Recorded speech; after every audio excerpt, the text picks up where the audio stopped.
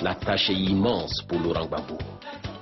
Isolé après le coup d'État de 1999, le pays doit se repositionner sur la scène internationale. Et c'est la mission prioritaire de ce que l'on a appelé le gouvernement des professeurs. Nous avons eu, principalement dans un premier temps, à travailler à restaurer la paix sociale. Donc c'est ce qui fonde toutes les démarches que nous avons engagées pour que le RDR, qui avait boycotté les élections législatives, revienne dans le processus électoral et dans le processus démocratique. Et c'est ce qui explique aussi l'organisation fin 2001 du Forum de la réconciliation nationale, qui était quand même prévu dans notre programme. J'ai tenu dans la formation du gouvernement à honorer une promesse que j'avais faite au président Kérékou et Yadema, qui était consignée dans une déclaration que nous avions faite ensemble. On avait signé qu'on allait aux élections, mais que celui qui avait gagné associait au pouvoir les autres. La question aussi de la reprise de nos relations avec la communauté internationale était aussi un élément fondamental. Parce que la situation de la Côte d'Ivoire, surtout au plan économique, avec les déficits importants, faisait que nous avions l'obligation de renouer avec la communauté financière internationale. Je fais un budget sécurisé pour dire comptons sur nos propres ressources. C'est l'acte de responsabilité que je voulais poser. C'était un message à l'endroit des bailleurs de fonds, des États comme des institutions. Nous souhaitons que vous nous accompagniez. Si vous ne venez pas, on fera quand même notre route. C'est ça le budget sécurisé. Et dans les familles, ça a été adopté comme tel.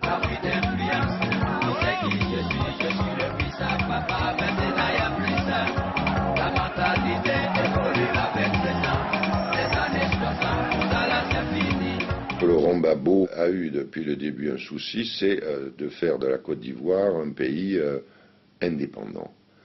Et c'est ça qui ne lui a pas été pardonné au départ. Gbagbo n'est pas un chef d'État qui demande, qui avant d'aller en conseil de ministre, doit prendre, voilà d'abord l'ordre du jour, et donnez-moi, qu'est-ce que vous en pensez?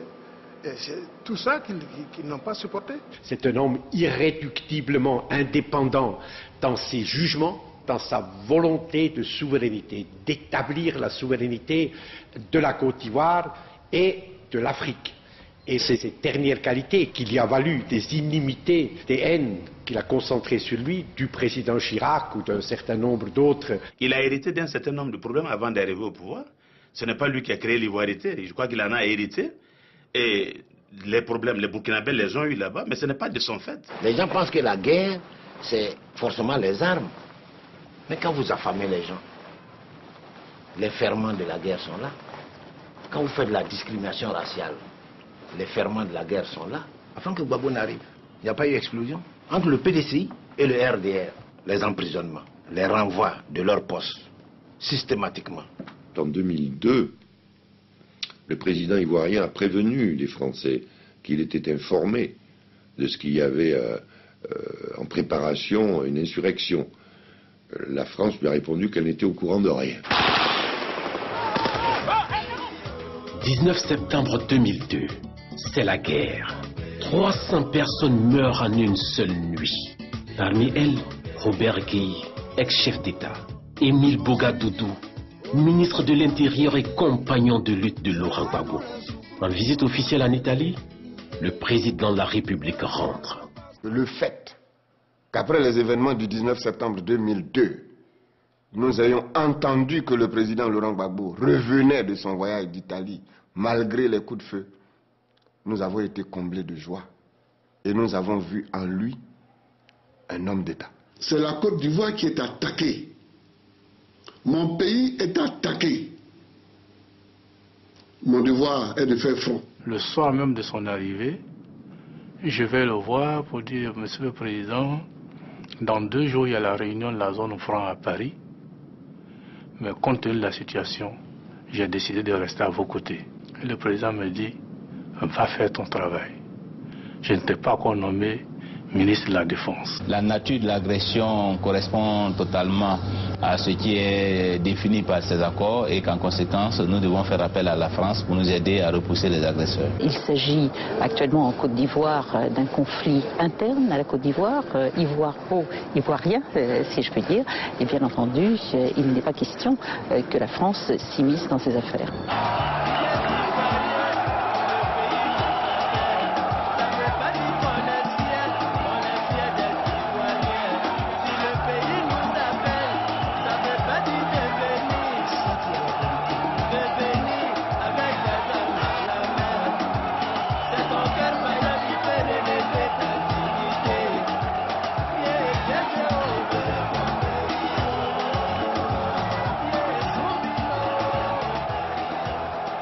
Avant la table ronde de Marcoussis, j'avais rendez-vous avec lui ce jour-là à 18h.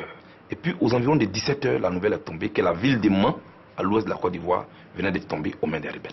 Je lui dis, Président, excusez-moi, si on peut reporter notre rendez-vous, ce ne serait pas mauvais. Le temps pour moi de vous laisser, de vous concentrer. Il m'a dit, non, jeune homme, moi je suis toujours concentré. J'ai dit, Président, j'ai pensé que la situation allait vous perturber par rapport à la prise de Mans. Il dit, non, moi, je suis le dernier rempart. Si je panique, et mon peuple.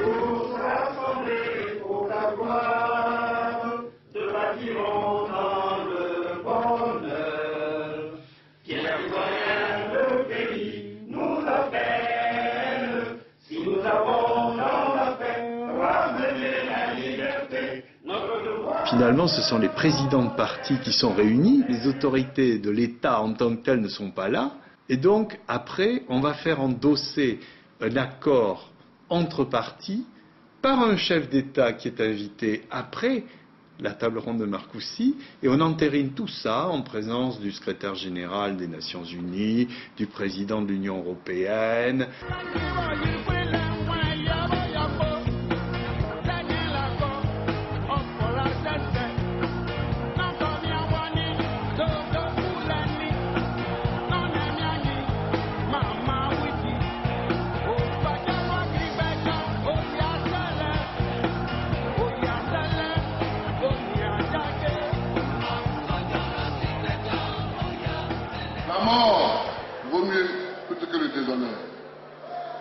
Je ne me laisserai pas déshonorer et je ne laisserai pas déshonorer le peuple qui m'a élu.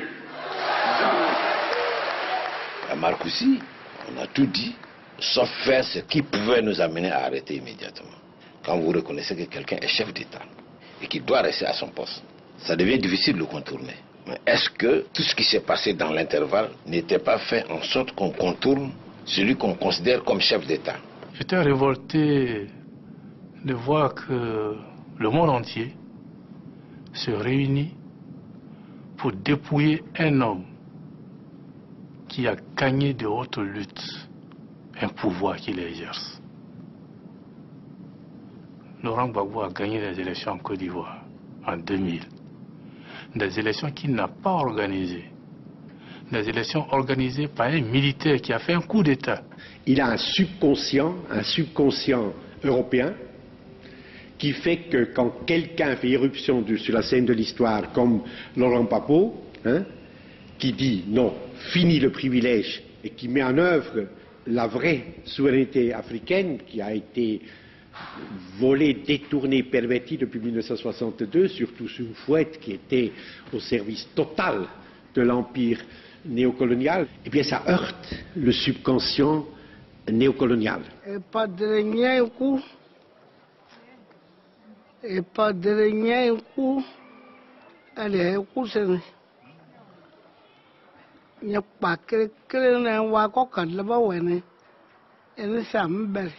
Ils l'ont traité comme si c'est quelqu'un qui avait fait un push militaire. Pour reprendre ses propres termes, c'est comme si c'est quelqu'un qui est parti attaquer un pays qu'on appelle la rébellion. Mais j'ai été là aussi réconforté par son attitude digne.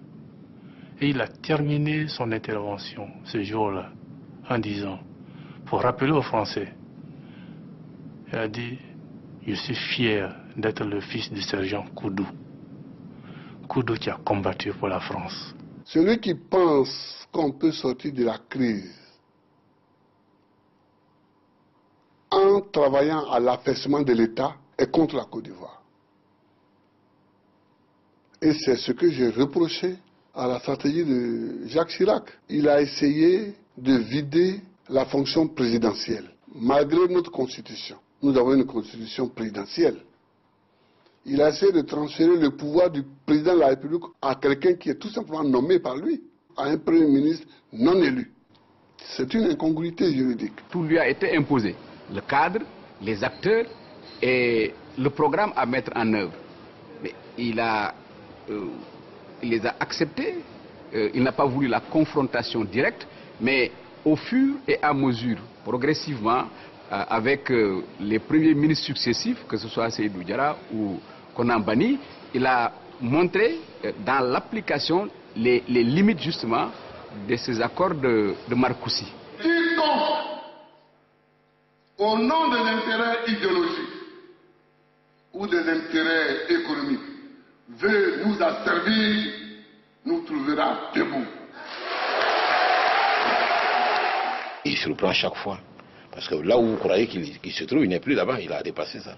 Ce que je reproche au PDCI, je vais plus loin, c'est qu'en Marcoussis, ils ont défendu la légalité.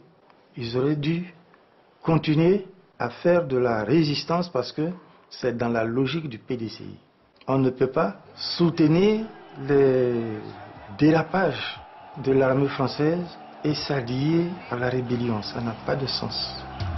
En l'absence du chef, il a été attaqué. En l'absence du chef, il a été attaqué. Face au canon, le peuple est resté soudé. Aujourd'hui, je sais que mon peuple a un garçon. Aujourd'hui, je sais